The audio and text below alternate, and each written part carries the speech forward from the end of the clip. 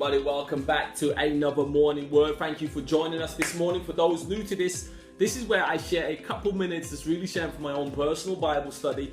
Why? I just wanted people to see that if you get into the good book or the Bible, it can take your life from here to here.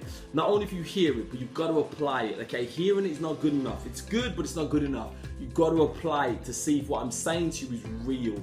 Okay, apply it today, and we'll always give you an action so you can apply it. I should say, not a pastor, not an evangelist, don't work for the church, but what is important is that you test out what I'm saying by taking notes, read it for yourself, test it out for yourself to see if what I'm saying is true.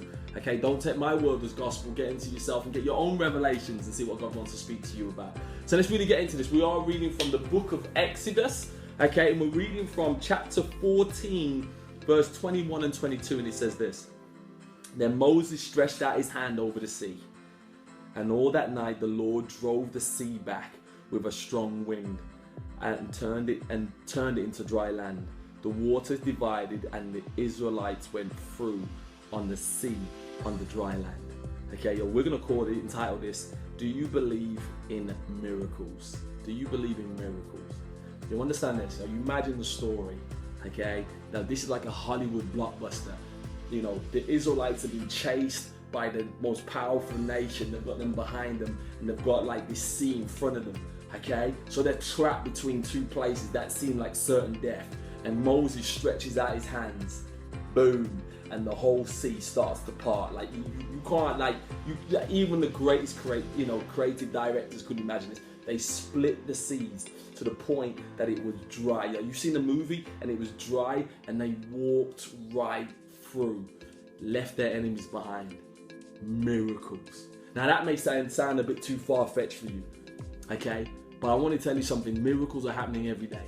I have people telling me stuff every single, I wouldn't say every day, that'd be a lie, all the time, okay? I hear of miracles. I hear of people being healed of a cancer, okay? When they were told that they only have weeks or months to live. I've seen and been testimony to that. Okay, I've seen people have finances where they had no money. I'm telling you, they had no money. Okay, and the bank called them and said, "Listen, we owe you money." I think something in the region of like £2,000 to £3,000 the day before they had not a penny to their name. Okay, I've seen those people who shouldn't have children had a miracle having a child. Okay, I've seen it time and time again. You don't have to believe me. Google it. Talk about miracles.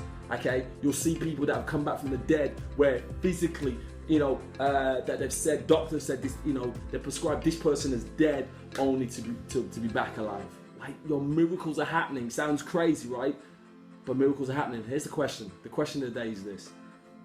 Would you dare to believe in miracles? Will you dare to believe in miracles? The lesson of the day. Let's get into the lesson of the day. God is performing miracles in people's lives, and it can happen to you. But first, you've got to believe. First, you've got to believe. And that's the action of the day. The action of the day is, listen, have a heart the same as a child. Do you know when a child's growing up, man, they'll believe everything.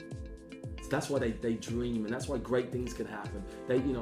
Santa Claus is as real to them, okay, as like, the sky is blue and the sun is yellow. Okay, it's real.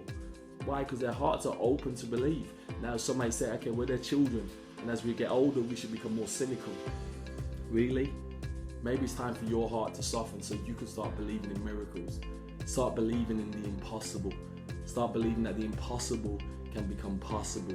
And maybe if you started to live like that, you'd start to see miracles in your life too. So God bless you. I really pray that you go for this today. I really do. And as we always say, we generally hope God's gift to us is life. What we do with that life is our gift back to God. God bless you. See you for the next morning word. Please subscribe to our social media, and obviously more importantly, please share these with friends, family, loved ones, okay, who need that little bit of an encouragement, okay, but also maybe someone who's maybe struggling, new to the Bible, new to Christianity, struggling to get into the word. So God bless you, and I really pray that this really touches your life. God bless you. See you soon.